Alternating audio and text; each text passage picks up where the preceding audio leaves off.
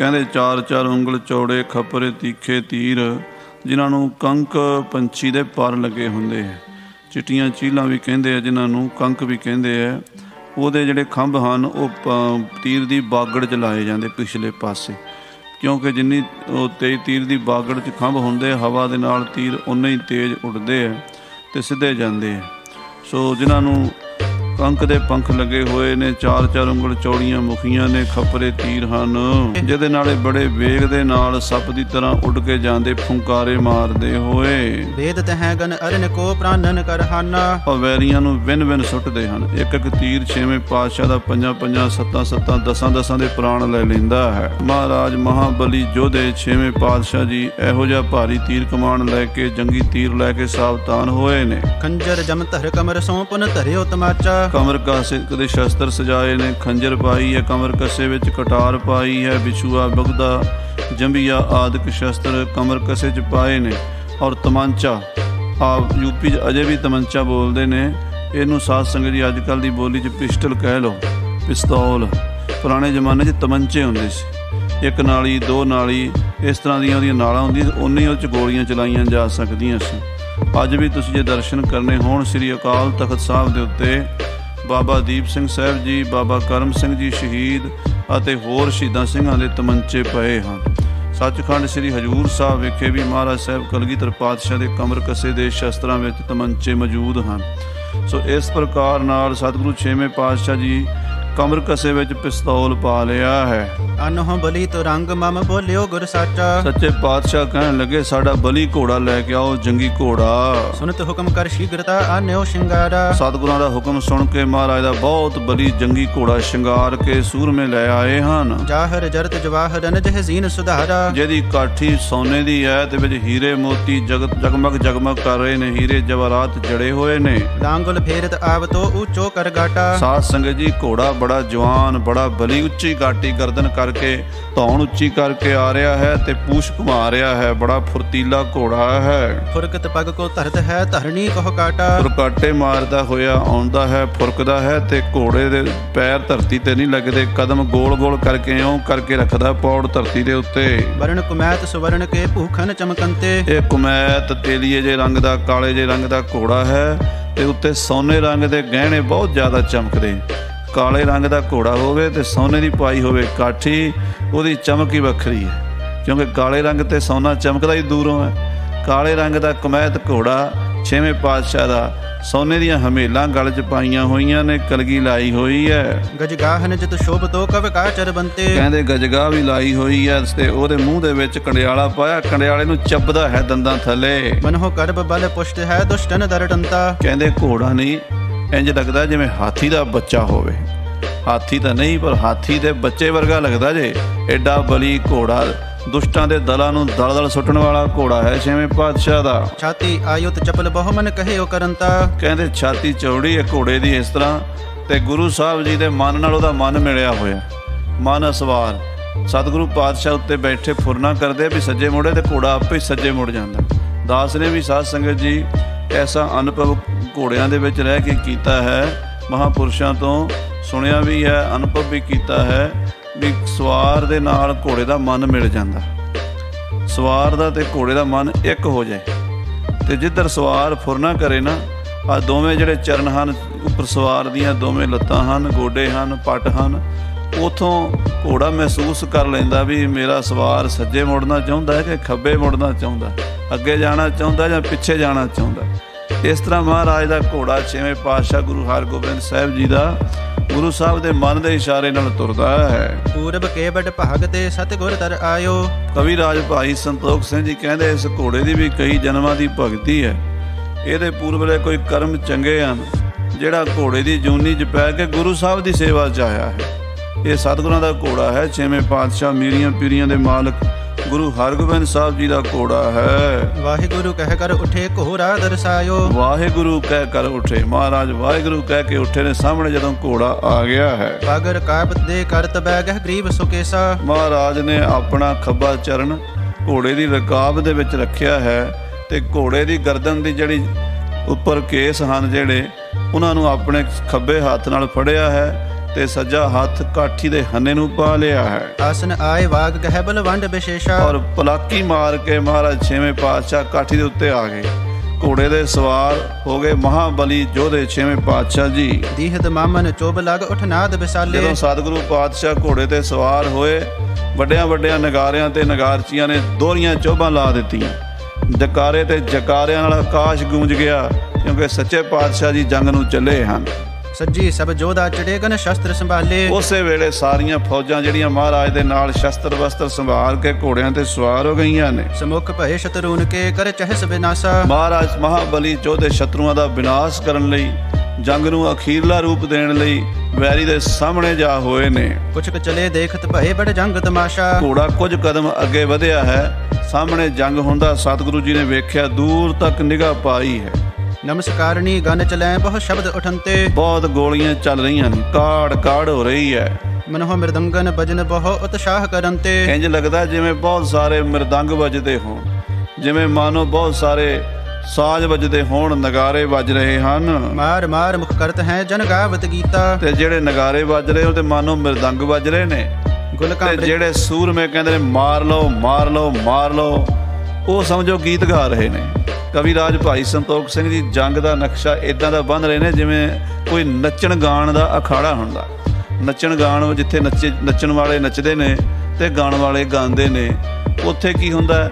ਉੱਥੇ ਮਰਦੰਗ ਵੱਜਦੇ ਨੇ, ਤਬਲੇ ਵੱਜਦੇ ਨੇ, ਹਾਰਮੋਨੀਅਮ ਵੱਜਦੇ ਨੇ, ਸਤਾਰਾਂ ਵੱਜਦੀਆਂ ਨੇ, ਰਬਾਬਾਂ ਵੱਜਦੀਆਂ ਨੇ, ਤੇ ਉੱਥੇ ਗੀਤ ਵੀ ਗਾਏ ਜਾਂਦੇ ਨੇ।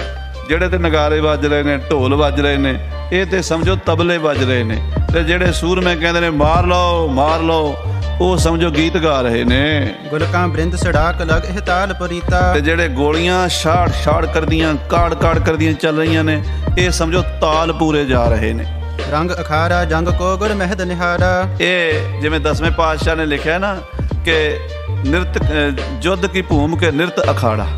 ਕਹਿੰਦੇ ਜੰਗ ਦਾ ਮੈਦਾਨ ਹੈ ਕਿ ਨੱਚਣ ਦਾ ਮੈਦਾਨ ਹੈ? ਆਖੋ ਸ੍ਰੀ ਵਾਹਿਗੁਰੂ। ਦੋਵੇਂ ਪਾਸੇ ਜੋੜ ਦਿੱਤਾ। ਕਹਿੰਦੇ ਯੁੱਧ ਕੀ ਭੂਮ ਕੇ ਨਿਰਤ ਅਖਾੜਾ, ਯੁੱਧ ਦੀ ਭੂਮੀ ਹੈ ਜਾਂ ਨੱਚਣ ਗਾਣ ਵਾਲਿਆਂ ਦਾ ਅਖਾੜਾ ਲੱਗਾ ਹੈ।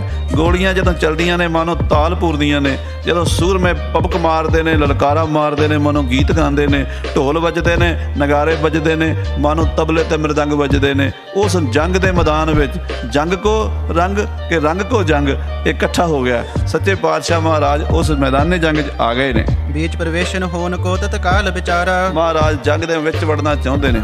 ਹੁਣ ਵਿਚਾਰ ਕਰ ਲਈ ਆ ਵੀ ਇਸ ਜੰਗ ਨੂੰ ਸਮਾਪਤ ਕਰ ਦਈਏ। ਹੁਣ ਪਾ ਦਈਏ ਭੋਗ ਅਬਦੁਲ ਖਾਂ ਦਾ, ਰਤਨ ਚੰਦ ਦਾ, ਕਰਮ ਚੰਦ ਦਾ, ਨਿਬੇੜ ਦਈਏ ਸਾਰਾ, ਫਾ ਵੱਢ ਦਈਏ ਇਹਨਾਂ ਦਾ। ਇਹ ਸੋਚ ਕੇ ਪਾਤਸ਼ਾਹ ਵੜਨ ਲਈ ਤਿਆਰ ਹੋਏ ਨੇ ਮੈਦਾਨ ਜੰਗ ਵਿੱਚ। ਪਰਸਰਾਮ ਸ਼ਕਤੂ ਸੁਭਟ ਦੋਨੋਂ ਤਬ ਆਏ। ਜਦੋਂ ਸਤਿਗੁਰੂ ਅੰਦਰ ਜੰਗ ਦੇ ਵੜਨ ਲੱਗੇ ਨੇ, ਗੁਰੂ ਕੀ ਫੌਜ ਦੇ ਮਹਾਬਲੀ ਯੋਧੇ ਗੁਰਸਿੱਖ ਭਾਈ ਸਾਹਿਬ ਭਾਈ ਪਰਸਰਾਮ ਜੀ ਤੇ ਭਾਈ ਸ਼ਕਤੂ ਜੀ ਗੁਰੂ ਸਾਹਿਬ ਦੇ ਕੋਲ ਆ ਗਏ ਨੇ। ਹੱਥ ਜੋੜ ਆਗੇ ਖੜੇ ਇਮ ਬਾਕ ਸੁਣਾਏ। ਭਾਈ ਪਰਸਰਾਮ ਜੀ ਤੇ ਭਾਈ ਸ਼ਕਤੂ ਜੀ ਨੇ ਹੱਥ ਜੋੜ ਕੇ ਸੱਚੇ ਪਾਤਸ਼ਾਹ ਨੂੰ ਬੇਨਤੀ ਕੀਤੀ ਹੈ। ਮਹਾਰਾਜ ਅਵਲੋਕੀਏ ਸੰਗਰਾਮ ਤਮਾਸ਼ਾ। ਸੱਚੇ ਪਾਤਸ਼ਾਹ ਆਪ ਇੱਥੇ ਹੀ ਖੜੇ ਰਹੋ, ਇੱਥੇ ਖੜ ਕੇ ਜੰਗ ਦਾ ਤਮਾਸ਼ਾ ਵੇਖੋ। ਸੱਚੇ ਪਾਤਸ਼ਾਹ ਆਪ ਰਹੋ ਠਾਂਡੇ ਪ੍ਰਭੂ ਨਿਜ ਦਲ ਕੇ ਪਾਸਾ। ਆਪ ਆਪਣੀ ਫੌਜ ਦੇ ਸਿਰ ਦੇ ਉੱਤੇ ਹੱਥ ਰੱਖੋ, ਆਪਣੇ ਯੋਧਿਆਂ ਨੂੰ ਬਖਸ਼ਿਸ਼ ਕਰੋ। ਮਹਾਰਾਜ ਇੱਥੇ ਆਪ ਜੀ ਨੂੰ ਜੰਗ ਕਰਨ ਦੀ ਕੀ ਲੋੜ ਹੈ? ਅਸੀਂ ਆਪ ਜੀ ਦੇ ਸੂਰਮੇ ਸਿੱਖ ਹਾਂ ਮਹਾਰਾਜ, ਵੈਰੀਆਂ ਦੇ ਦੰਦ ਖੱਟੇ ਕਰ ਦਿਆਂਗੇ। ਦਾਸਨ ਪ੍ਰਤ ਆਇਸ ਕਰੋ ਤੁਰਕਨ ਕੋ ਮਾਰੈ। ਆਪਣੇ ਦਾਸਾਂ ਪ੍ਰਤੀ ਆਗਿਆ ਕਰੋ, ਹੁਕਮ ਦਿਓ, ਅਸੀਂ ਤੁਰਕਾਂ ਨੂੰ ਹੁਣੇ ਹੀ ਮਾਰ ਦਿਆਂਗੇ। ਰਾਵਰ ਬਾਕ ਪ੍ਰਤਾਪ ਤੇ ਬਲ ਧਰ ਸੰਘਾਰੈ। ਬਸ ਤੁਹਾਡੇ ਬਚਨਾਂ ਦਾ ਪ੍ਰਤਾਪ ਕੰਮ ਕਰੇਗਾ। ਸੱਚੇ ਪਾਤਸ਼ਾਹ ਤੁਹਾਡੀ ਬਖਸ਼ਿਸ਼ ਕੰਮ ਕਰੇਗੀ।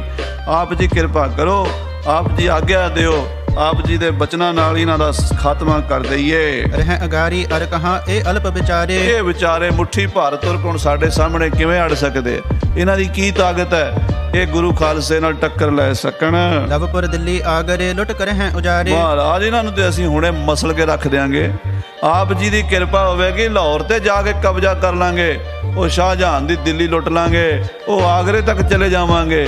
ਮਹਾਰਾਜ ਦਿੱਲੀ ਲਾਹੌਰ ਆਗਰਾ ਸਾਰੀਆਂ ਰਾਜਧਾਨੀਆਂ ਮਰੀਆ ਮੇਟ ਕਰਕੇ ਰੱਖ ਦਿਆਂਗੇ। ਕਿਰਪਾ ਤਾਂ ਕਰੋ ਸੱਚੇ ਪਾਤਸ਼ਾਹ। ਇੱਕ ਦੁਨਹਨ ਉਤਸ਼ਾਹ ਕੋ ਗੁਰ ਹੁਕਮ ਬਖਾਨਾ। ਭਾਈ ਸ਼ਕਤੂ ਜੀ ਤੇ ਭਾਈ ਪਰਸਰਾਮ ਜੀ ਦਾ ਹੌਸਲਾ ਵੇਖ ਕੇ ਮਹਾਰਾਜ ਬੋਲੇ, ਇੱਕ ਹੋਂ ਜ਼ੋਰ ਜਹ ਜੰਗ ਕੋ ਪਾਵ ਹੋ ਕਮਸਾਨਾ। ਮਹਾਰਾਜ ਕਹਿੰਦੇ ਸ਼ਾਬਾਸ਼ ਜੋ ਦਿਓ, ਸੂਰਮੇ ਦਾ ਹੌਸਲਾ ਇਦਾਂ ਹੀ ਚਾਹੀਦਾ। ਹੌਸਲੇ ਤੋਂ ਬਿਨਾਂ ਜੰਗ ਨਹੀਂ ਜਿੱਤੇ ਜਾਂਦੇ। ਮਹਾਰਾਜ ਕਹਿੰਦੇ ਜਿੱਥੇ ਦੁਸ਼ਮਣ ਦਾ ਜ਼ੋਰ ਪੈਂਦਾ ਉੱਥੇ ਘਮਸਾਨ ਮਚਾ ਦਿਓ, ਦੁਸ਼ਮਣ ਦੇ ਦੰਦ ਖੱਟੇ ਕਰ ਦਿਓ। ਸਨੈ ਸਨੈ ਹਮ ਆਏ ਹੈ ਜਹ ਅਬਦੁਲ ਖਾਨਾ। ਤੁਸੀਂ ਅੱਗੇ ਵਧੋ, ਅਸੀਂ ਵੀ ਹੌਲੇ ਹੌਲੇ ਉੱਥੇ ਆਉਣਾ ਜਿੱਥੇ ਸਾਰੀਆਂ ਫੌਜਾਂ ਦਾ ਜਰਨੈਲ, ਇਸ ਸਾਰੀ ਜੰਗ ਦਾ ਸੂਬੇਦਾਰ ਜਰਨੈਲ ਅਬਦੁਲ ਖਾਨ ਲੜ ਰਿਹਾ। ਅਸੀਂ ਅਬਦੁਲ ਖਾਨ ਦੇ ਨਾਲ ਦੋ ਦੋ ਹੱਥ ਕਰਨੇ ਆ। ਆਜ ਨਿਦਾਨ ਸੋ ਕਰਹਾਂਗੇ ਗਨ ਤੁਰਕ ਨਹਾਨਾ। ਮਹਾਰਾਜ ਕਹਿੰਦੇ ਅੱਜ ਅਬਦੁਲ ਖਾਨ ਦਾ ਭੋਗ ਪਾ ਦਿਆਂਗੇ, ਅੱਜ ਉਹਦਾ ਕੰਮ ਤਮਾਮ ਕਰ ਦਿਆਂਗੇ, ਅੱਜ ਉਹਦੀ ਜ਼ਿੰਦਗੀ ਦਾ ਆਖਰੀ ਦਿਨ ਹੈ। ਸੁਨ ਹਰਖੇ ਗੁਰ ਹੁਕਮ ਕੋ ਤਾਜ਼ੀ ਤਿਰ ਪਾਏ। ਸਾਧ ਸੰਗਤ ਜੀ, ਮਹਾਰਾਜ ਦਾ ਹੁਕਮ ਸੁਣ ਕੇ ਭਾਈ ਸ਼ਕਤੂ, ਭਾਈ ਪਰਸਰਾਮ ਬੜੇ ਖੁਸ਼ ਹੋਏ ਤੇ ਆਪਣੇ ਘੋੜਿਆਂ ਨੂੰ ਅੱਡੀ ਲਾ ਦਿੱਤੀ। ਸ਼ਸਤਰ ਉਘਾਰੇ ਹਾਥ ਮੈਂ ਧੌਂਸੇ ਬਜਵਾਏ। ਔਰ ਆਪਣੇ ਹੱਥਾਂ ਵਿੱਚ ਸ਼ਸਤਰ, ਨੇਜ਼ੇ, ਬਰਛੇ, ਬਰਛੀਆਂ ਲੈ ਕੇ ਸੂਰਮੇ ਧੌਂਸਿਆਂ ਤੇ ਚੋਭਾਂ ਲਾ ਕੇ ਜੰਗ ਨੂੰ ਚੱਲ ਪਏ। ਲੈ ਕਰ ਕਿਤਕ ਅਨੀਕਨੀ ਤੁਰ ਕਨਕ ਪਰ ਧਾਏ। ਕਹਿੰਦੇ ਵੱਡੀ ਭਾਰੀ ਫੌਜ ਲੈ ਕੇ ਤੁਰਕਾਂ ਦੇ ਦਲ ਤੇ ਜਾ ਪਏ ਨੇ। ਜਥਾ ਮ੍ਰਿਗਨ ਗਨ ਹੇਰ ਕਰਕੇ ਹਰ ਇਹ ਧਾਏ। ਜਿਵੇਂ ਵੈਰੀ ਦੀ ਫੌਜ ਨੂੰ ਇਉਂ ਜਾ ਕੇ ਪਏ ਨੇ ਜਿਵੇਂ ਕਹਿੰਦੇ ਬੱਬਰ ਸ਼ੇਰ ਮਿਰਗਾਂ ਦੇ ਝੁੰਡ ਤੇ ਜਾ ਪੈਂਦਾ ਹੈ। ਪਰੇ ਜਾਏ ਤੁਪ ਕਨ ਚਲੀ ਐਸੀ ਇੱਕ ਬਾਰੇ। ਜਾ ਕੇ ਦੁਸ਼ਮਣ ਤੇ ਇਉਂ ਪੈ ਗਏ ਤੇ ਗੋਲੀਆਂ ਚੱਲਣ ਲੱਗੀਆਂ। ਨਬੀ ਬਖਸ਼ ਕੇ ਸਹਿਤ ਹੀ ਆਏ ਕੁੜਿਆਰੇ। ਉਧਰੋਂ ਨਬੀ ਬਖਸ਼ ਦੀ ਕਮਾਨ ਹੇਠ ਵੈਰੀ ਦੀ ਫੌਜ ਆ ਗਈ। ਹੇਲਾ ਕਹਲ ਵਿਸਾਲ ਕੋ ਦੋਨੋਂ ਦਲ ਜੂਟੇ। ਇਧਰੋਂ ਭਾਈ ਸ਼ਕਤੂ ਤੇ ਪਰਸਰਾਮ ਆਪਣਾ ਦਲ ਲੈ ਕੇ ਅੱਗੇ ਵਧੇ, ਉਧਰੋਂ ਨਬੀ ਬਖਸ਼ ਅੱਗੇ ਵਧਿਆ ਤੇ ਦੋਵਾਂ ਦਲਾਂ ਦਾ ਭੇੜਾ ਮਚ ਗਿਆ। ਬਾਜ਼ ਕੋਹੀ ਜੁਰ ਰੇ ਮਨੋ ਪਿਖ ਆ ਮਿਖ ਟੂਟੇ। ਸੂਰਮੇ ਏਦਾਂ ਟੁੱਟ ਕੇ ਪੈ ਗਏ ਜਿਵੇਂ ਬਾਜ, ਜੁਰਰੇ, ਸ਼ਿਕਰੇ, ਕੁਹੀਆਂ ਇਹ ਆਪਣੇ ਸ਼ਿਕਾਰ ਤੇ ਟੁੱਟ ਪੈਂਦੀਆਂ ਨੇ। ਪ੍ਰਥਮ ਤਫੰਗਾ ਮਾਰ ਕਰ ਗਨ ਤੀਰ ਪ੍ਰਹਾਰੇ। ਪਹਿਲਾਂ ਗੋਲੀਆਂ ਦਾ ਮੀਂਹ ਵਰਾਇਆ ਤੇ ਫਿਰ ਤੀਰਾਂ ਦਾ। ਉਨ ਤੁਮਰ ਤਰਵਾਰ ਪਰ ਸ਼ਸਤਰਨ ਕਰ ਡਾਰੇ। ਫਿਰ ਬਰਛਿਆਂ ਤੇ ਤਲਵਾਰਾਂ ਤੇ ਹੱਥ ਪਾਇਆ। ਜਮ ਧਰ ਲੈ ਪਹੁੰਚੇ ਸੁਭਟ ਮਾਰਤ ਅਰਖਾਤੇ। ਕਹਿੰਦੇ ਸੂਰਮੇ ਕਟਾਰਾਂ ਲੈ ਕੇ ਗੁੱਥਮ ਗੁੱਥਾ ਹੋ ਗਏ, ਆਪਸ ਇੱਕ ਦੂਜੀ ਨੂੰ ਮਾਰ ਮਾਰ ਕੇ ਮਰ ਗਏ। ਮੁਸ਼ਟ ਜੁੱਧ ਕੋ ਭਿਰ ਪਰੇ ਸੰਗਰ ਰਸ ਰਾਤੇ। ਔਰ ਮੁੱਕੇ ਤੇ ਮੁੱਕਾ ਮਾਰਦੇ ਨੇ, ਕਦੀ ਕਟਾਰ ਨਾਲ ਕਦੀ ਖੰਜਰ ਨਾਲ ਵੈਰੀ ਨੂੰ ਚੀਰ ਸੁੱਟਦੇ ਨੇ। ਨਹਿ ਪੀਛੇ ਕੋ ਪਗ ਧਰਤ ਨਿਜ ਲਾਜ ਨਿਭਾਹੀ। ਆਪਣੇ ਆਪਣੇ ਕੁਲ ਦੀ ਲਾਜ ਨਿਭਾਉਣ ਵਾਲੇ ਸੂਰਮੇ ਸਵਾਮ ਕੇ ਕਾਜ ਕੀ ਲਾਜ ਨਿਭਾਹੀ।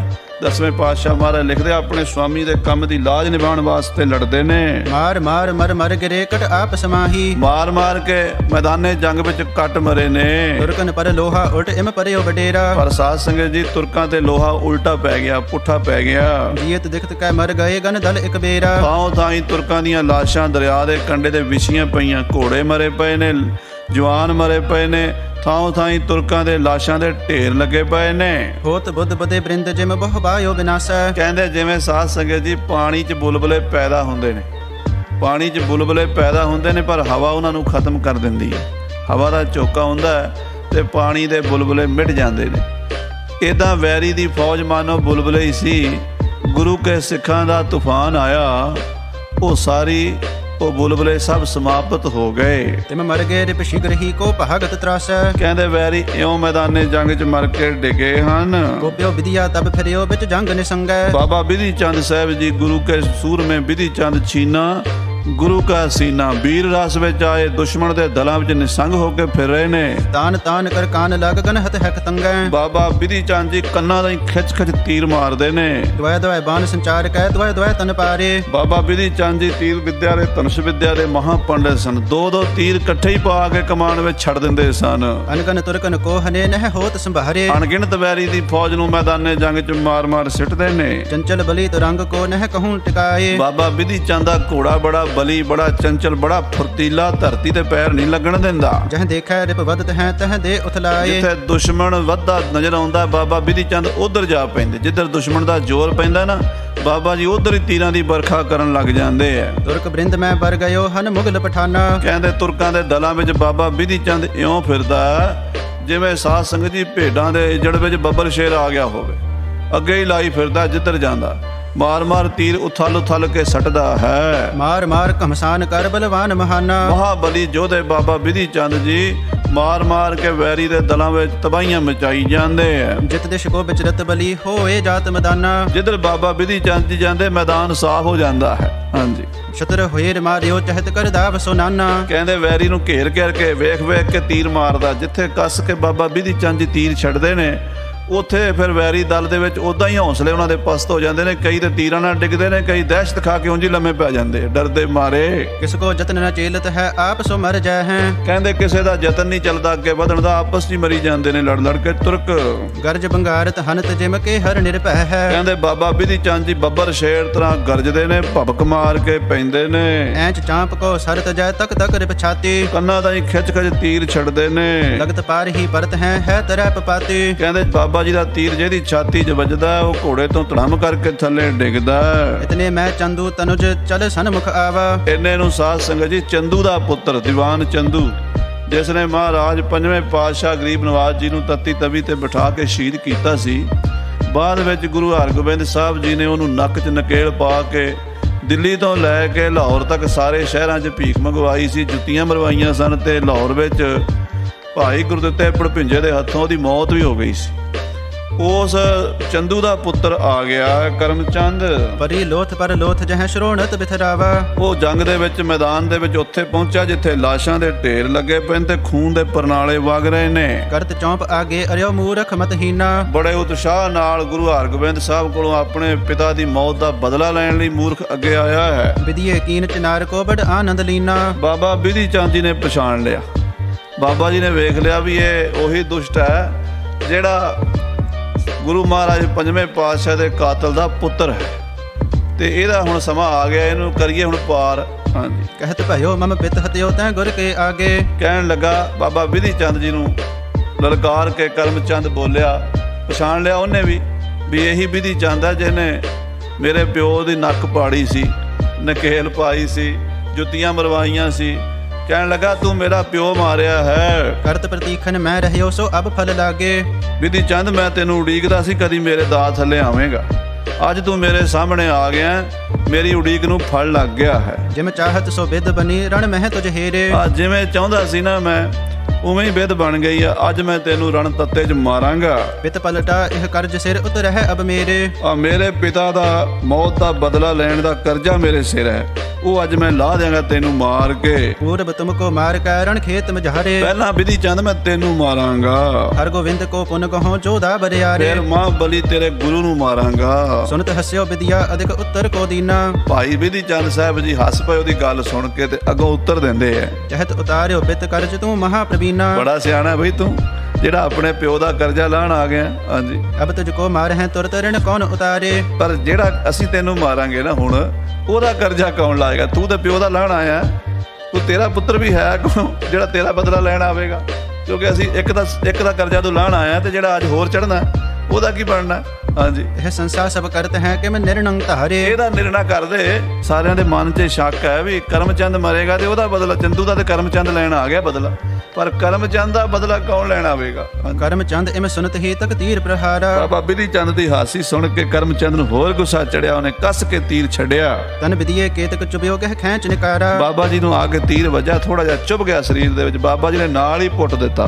ਪੁਨ ਤੂਰਨ ਹੀ ਤੀਰ ਖਰ ਤੱਕ ਔਰ ਚਲਾਇਓ। ਤੇ ਕਹਿੰਦੇ ਉਹਨੇ ਦੂਜਾ ਤੀਰ ਛੱਡ ਦਿੱਤਾ। ਹੈ ਖੁਦਾਏ ਵਿਧੀਏ ਤਬੈ ਨਿਜ ਗਾਤ ਬਚਾਇਓ। ਪਰ ਦੂਜਾ ਤੀਰ ਆਉਂਦੇ ਹੀ ਬਾਬਾ ਜੀ ਆਪਣੇ ਘੋੜੇ ਦਾ ਪੈਂਤੜਾ ਬਦਲ ਕੇ ਉਹਦਾ ਦੂਜਾ ਤੀਰ ਤਾਂ ਸਰੀਰ ਦੇ ਨੇੜੇ ਆਉਣ ਹੀ ਨਹੀਂ ਦਿੱਤਾ। ਆਪ ਚਾਂਪ ਗਏ ਡਿੱਡ ਤੁਰਤ ਤਾਂ ਨਿਉ ਧਰਬਾਨਾ। ਤੇ ਬਾਬਾ ਜੀ ਨੇ ਇੰਨੇ 'ਚ ਆਪਣਾ ਕਮਾਨ ਤਿਆਰ ਕਰ ਲਿਆ, ਤੀਰ ਪੱਥੇ 'ਚੋਂ ਕੱਢ ਕੇ ਚਿੱਲੇ ਚਾੜ ਲਿਆ। ਸਨਮੁਖ ਹੋਇ ਛੋਰਾ ਤਬਹਿ ਤੱਕ ਸ਼ਤਰ ਨਿਸ਼ਾਨਾ। ਤੇ ਕਰਮਚੰਦ ਦੇ ਸਾਹਮਣੇ ਤੱਕ ਕਰਮਚੰਦ ਵੱਲ ਛੱਡਿਆ ਤੀਰ। ਲੱਗਿਓ ਬਾਜ ਕੇ ਪਹਲ ਮਹਿੰਗਾ ਪਾਛਲ ਪਾਰਾ। ਕਹਿੰਦੇ ਉਹਦੇ ਕਰਮਚੰਦ ਦੇ ਘੋੜੇ ਦੇ ਮੱਥੇ 'ਚ ਬਾਬਾ ਜੀ ਦਾ ਤੀਰ ਲੱਗਿਆ ਤੇ ਪਾਰ ਲੰਘ ਗਿਆ। ਝੜ ਅਵਨੀ ਪਰ ਗਿਰ ਪ੍ਰਯੋਜਨ ਗਾਜ ਸੰਘਾਰਾ।